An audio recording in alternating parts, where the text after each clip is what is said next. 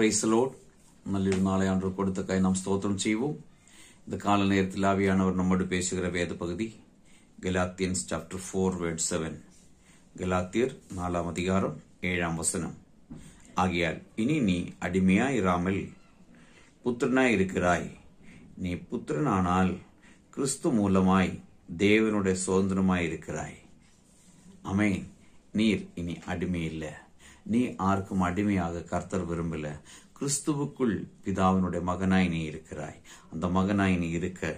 ஆமே, நீ அடிமையை போல வாழணும். என்ன கேட்கிற தேவனுடைய பிள்ளையே, அடிமையா இருக்க உன்னை அழைக்கவில்லை. ஆமேன். மகனாய் இருக்கத்தான் அழைக்கப்பட்டிருக்கிறது.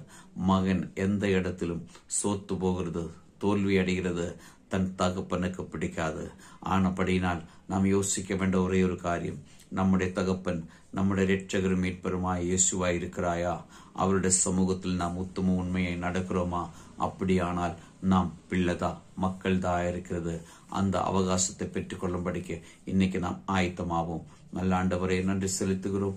இந்த கால நேரத்தில் இன்னைக்கு ஒரு பிள்ளைகளையும் இந்த வேதத்தின் படி பிதா குமாரன் பரிசுத்தாவியின் நாமத்தில் ஆசீர்வதிச்சு ஜெபிக்கிறோம். இயேசுவின் நாமத்தில் பிதாவே, ஆமென்.